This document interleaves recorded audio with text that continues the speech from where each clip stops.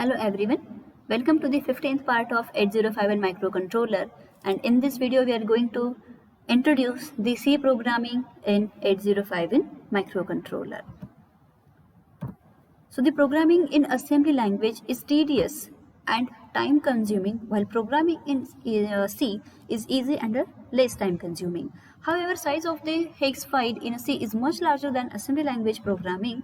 So following are the some reasons for writing the program in C instead of a assembly. So again, the first reason is programming in C is easier and less time consuming than assembly. It is easier to modify and update. Third one is one can use code available in function libraries also, and C code is portable to other microcontroller with a little or no modification. So there are processor directives available. So a processor directive in a embedded C is an indication to the compiler that it must look into this file for symbols that are not defined into the program. In C programming language, also in embedded C, processor directive or preprocessor directives are usually represented using #include or #define. So in embedded C programming, we usually use the preprocessor directive to indicate a header file specific to the microcontroller, which contains all the SFRs and the bits in those SFRs. So in a case of 8051, Keil compiler has the file reg51.h, which must be written at the beginning of every embedded C program. So that is very important as it contains all the SFRs and the bits of those SFRs. So there are different data types. They are available into the C programming and they are used to help us declaring the variables in the program. So there are many data types in C programming language like signed int, unsigned int, signed char, unsigned char, float, double, etc. And you are familiar with that data types. So in addition to these few more data types in embedded C, they are added. They are nothing but a bit, S bit and SFR. So let's see these data types in detail.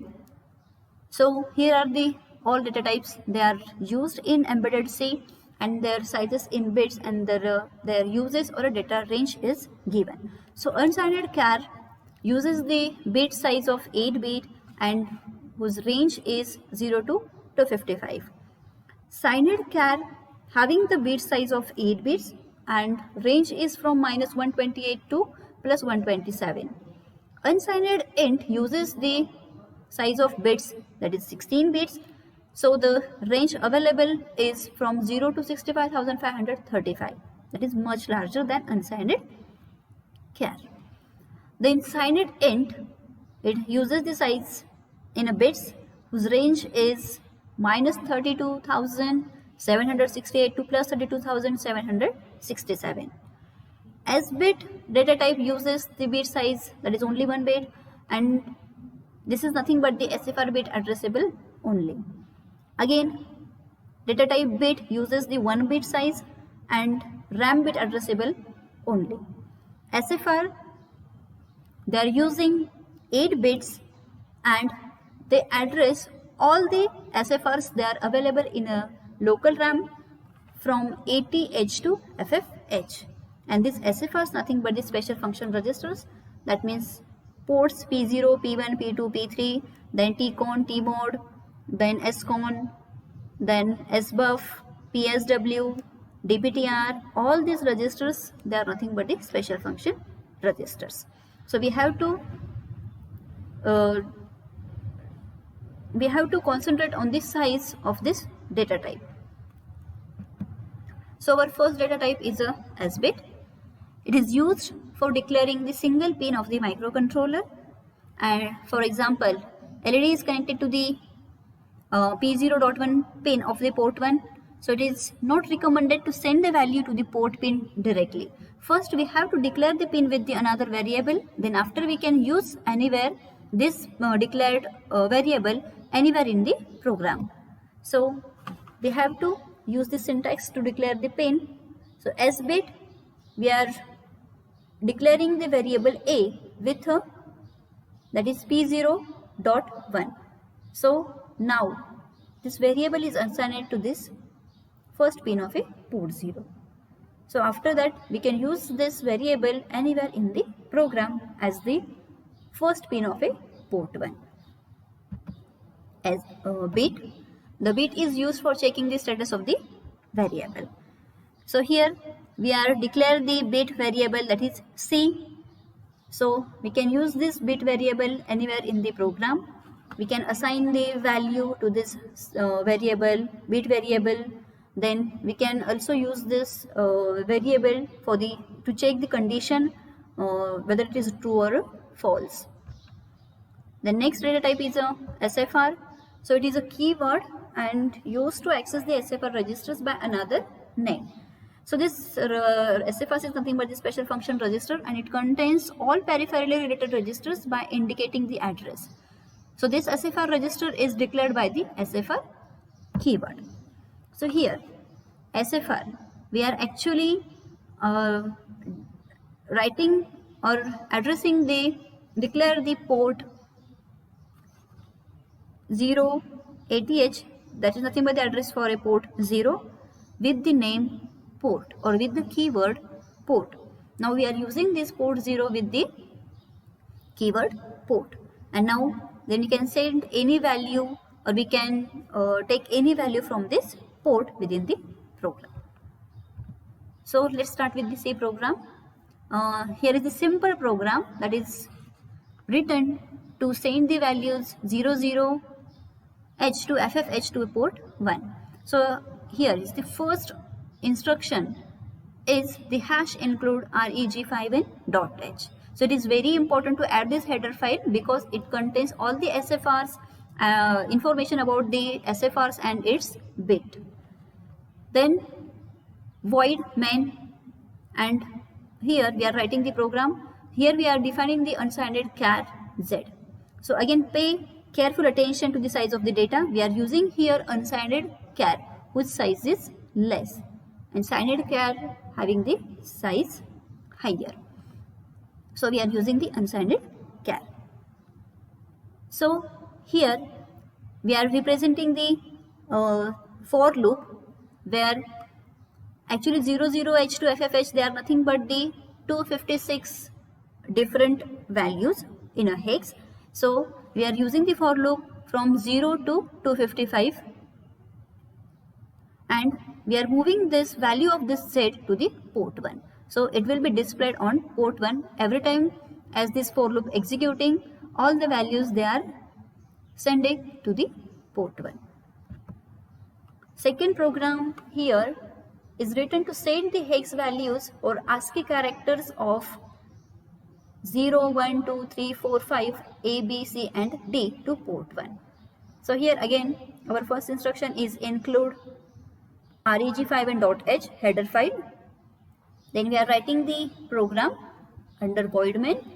So here again we are using the unsigned char minor. So here we are declaring the array and all the numbers, characters that we want to send it to port 1, we are writing over here from 0, 1, 2, 3, 4, 5, A, B, C, D. Now again we are defining the unsigned char, that is Z, and we are putting here for loop. So here we have to send this 10 ASCII characters. So we are using the loop from 0 to 10. So here we are just putting the P1 equal to my num Z. So as this for loop will execute, every time it will send the particular ASCII character to the port 1. Here is the program to send the values of -4 to +4 to port 1. So again here we are actually using the signed numbers. So our first instruction is include reg5n.h, and here we are declaring the array char minum, and we are specifying these values, positive and negative values from -4 to +4, and here unsigned char z is defined, and we are using here for loop to send these 8 characters to port 1 using this minum array. Now the next program is to toggle the bit D0 of the port 1. Sorry, here toggle the bit 0 of the port P1, that is P1.0, 50,000 times. We have to just toggle this pin P1.0 or a bit P1.0. So here first, now we are using here single bit of a port. So we have to define this bit with the data type as bit. So as bit, we are defining this with the variable my bit equal to P1.0. So we are using here as bit keyword allows access to the single bits of the SFR register. So after declaring this, we are writing the main program. Here again we are declare unsigned int, that is z, and we are writing the for loop to execute or to toggle this pin P1.0 for 50,000 times. So we are writing the for loop for this, and we are just toggling this bit my bit equal to 0 and again my bit 1. So it will toggle, it makes it 0, it makes it 1. So toggle for 50,000 times. So now here is the program with the time delay. Again here we have to toggle the bits of P1 continuously forever with some delay. Now we have to do this continuously, toggling continuously. That means we have to make it on or off forever with some delay. Now here we have to use port P1, so we do not need to declare the port. So here unsigned int x is we are defining, and here we are using this for loop for repeat forever, or here we can also use the while loop to do it continuously. So here port 1 P1 is defined, P1 equal to hex value in C programming is written like this with a 0x55. So this is nothing but the 55H or 55H. So here the delay is given x 0, x is less than 40,000 and x plus plus. So this is the delay size unknown, and for this delay it will be has a value, P1 will hold the value that is 55H, and after this P1 will hold the value AAH. So it will toggle the alternate bits of this port 1. So for the same delay it will hold the value AAH and it will repeat it forever. Here is the value, or here is the program to toggle the bits of port 1 continuously with a known delay, that is 250 milliseconds delay. So here we are using this defining the delay function, void ms delay unsigned int is used, and here is the main program. So here to repeat this continuously infinitely, we have using here while loop, while 1, so it repeat forever. So here again we are sending the value 55H to port 1, and we are calling the function that is ms delay 250 for 250 millisecond, and after that again the value AAH will move to the port 1 and the same delay will be called, and this will repeat infinitely. So the function for ms delay, here we are using the unsigned int that is I and j, and here we are executing this loops for the 1275 times. So here I time is represent the value 250. So this will generate the delay for 250 or 250 milliseconds.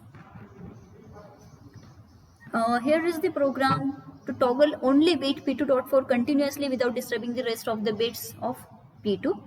So here again we have to toggle the single bit with known delay or continuously.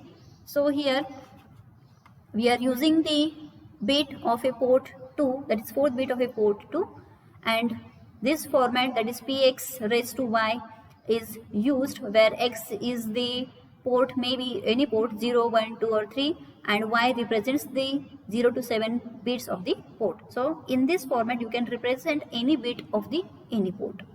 So here we are declaring this bit with the data type as bit, my bit the name is given to that bit is for P2 raised to 4, and we are just make it 1 and 0 alternately, and we are repeating this infinitely using the instruction while 1. So there are some logical operators. They can be used in C programming or embedded C, and that is represented as a double AND, or they are represented as the two vertical lines, and not is represented by this exclamatory marks. Again, bitwise operators are there.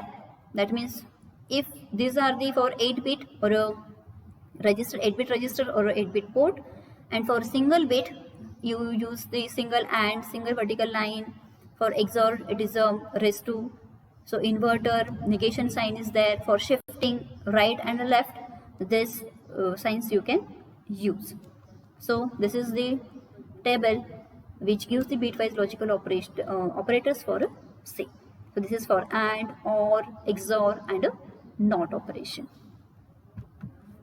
So here we can use this logical operators.